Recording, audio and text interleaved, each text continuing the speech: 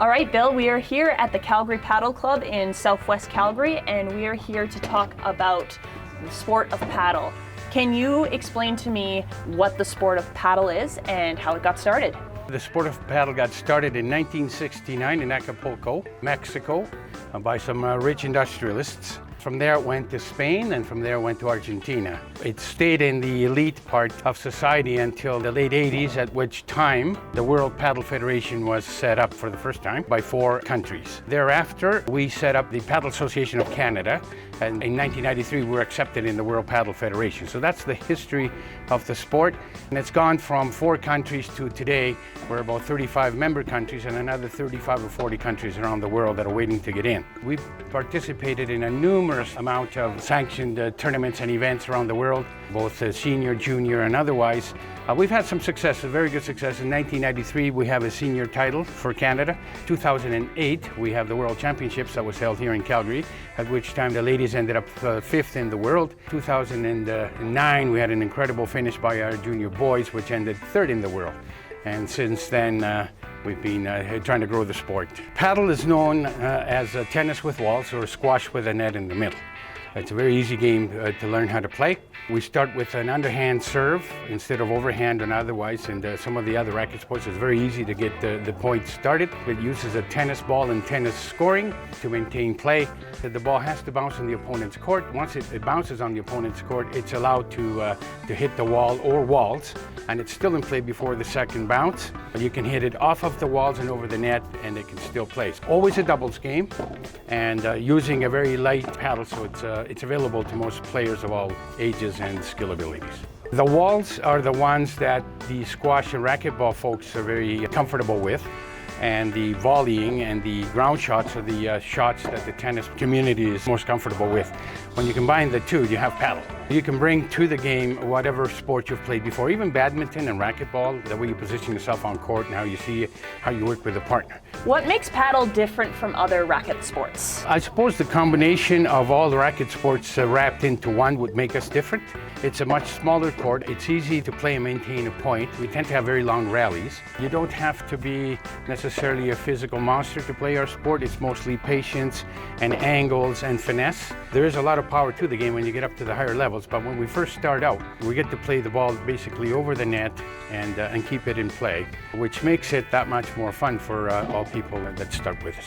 So the nice thing about paddle is that it's also a game that people can easily pick up, especially if they've never played the sport before. That's correct. If they've never played the sport before but have played a racket sport, it's good. If they've never played the sport and have not played the racket sport, it's still okay because we can teach the very basics of the game to the point where you can keep the ball alive and still have a lot of fun with it. Whereabouts in the city of Calgary does the Calgary Padel Club practice? We are set up at Lumber Community Association. The community was kind enough to allow us to put our club here, which we have our 2 outdoor courts that are in operation between April and whenever Mother Nature lets us in October sometimes. How does the Calgary Padel Club keep active and involved in paddle throughout the year? That is one of the biggest issues that we have to keep our sport alive through the winter time. We don't have an arrangement with someone that owns a gymnasium or a racket or squash courts. So from time to time we will do some volleying in an open area, but if we don't have our walls and our structure, it's very difficult to keep our game alive through the winter. Let's segue into the next question, which is the misconceptions and challenges, because Right. That's a good point to talk about, is not only access and space availability throughout the winter, Right. but also talking about the sport of paddle and the other challenges that it faces in Canada. The biggest one I've faced through the years, not just here but around the world, is that initially pros and owners of clubs and such think that paddle is competition to their existing racket facilities. In reality, we're not. We're a very complementary sport, whether it's tennis, squash, or racquetball, so we bring a lot of that to it.